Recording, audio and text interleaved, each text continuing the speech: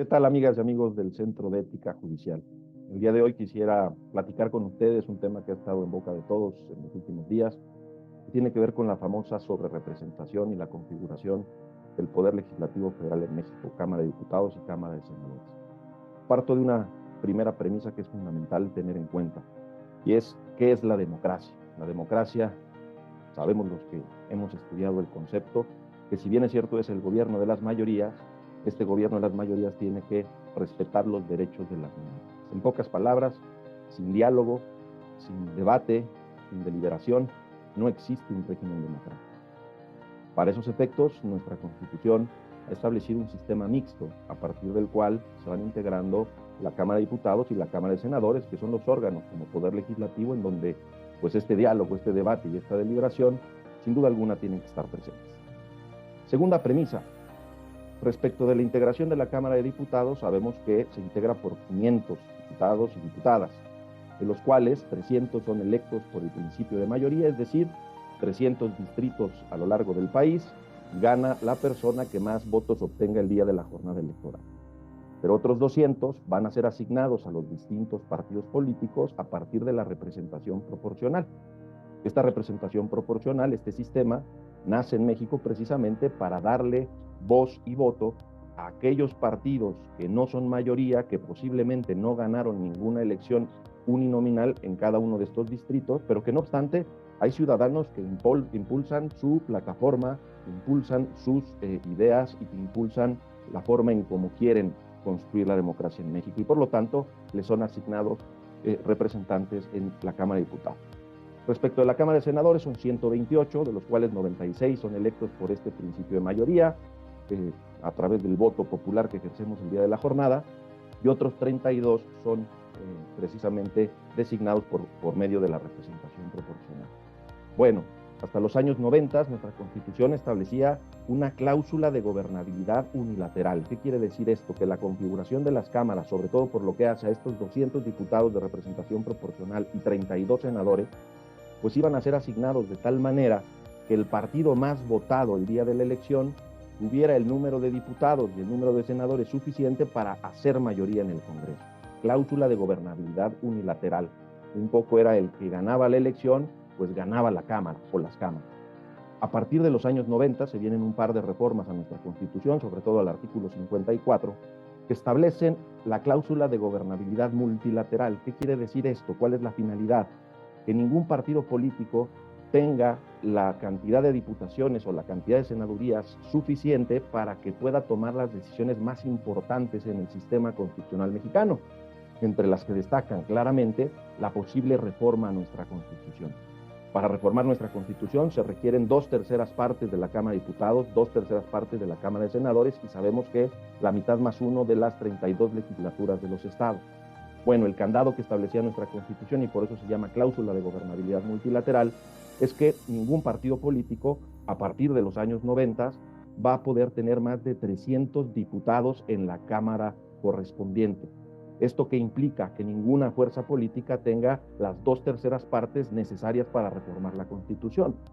Si bien es cierto, es el partido que ganó en el día de la jornada electoral, se llama cláusula de gobernabilidad multilateral porque si quiere tomar una gran decisión que implica, por ejemplo, reformar la Constitución, necesariamente el sistema lo obliga a sentarse a dialogar, a debatir y a deliberar con otra fuerza política respecto de la que va a necesitar su apoyo para ir a una reforma constitucional. Pues bueno, ¿cuál es el problema de cómo se está interpretando al día de hoy, justamente derivado de la última jornada electoral, esta cláusula de gobernabilidad multilateral? Nuestra Constitución, en los años 90, menciona textualmente el concepto de partido político. Claro está que en el contexto de los 90 no existían las coaliciones electorales en nuestro sistema constitucional. Hoy por hoy, al momento en el que los partidos políticos van a la elección de manera coaligada, en coalición, pues evidentemente se tiene que realizar una interpretación histórico-progresiva del artículo. La finalidad del artículo es muy clara, que ninguna fuerza política pueda reformar, por ejemplo, la Constitución sin consultar a las otras fuerzas políticas que también son representantes del pueblo y que hay una cantidad importante de ciudadanos que impulsan ese tipo de ideas de la oposición. Sin embargo, pues la forma en cómo se está interpretando al día de hoy esta cláusula de gobernabilidad, pues nos lleva a una distorsión en la representación, a lo que hemos venido denominando sobrerepresentación. Así, por ejemplo, para que notemos de manera clara estas distorsiones, fíjense ustedes que la coalición Morena, PT y Partido Verde, pues obtuvieron el 52% de la votación en la jornada. Sin embargo, a través de la incorrecta e inconstitucional aplicación de la cláusula de gobernabilidad, hoy van a tener el 74% de las posiciones en la Cámara de Diputados, es decir, 364 diputados, con lo que claramente, sin deliberar, sin dialogar y sin debatir, podrían reformar la Constitución.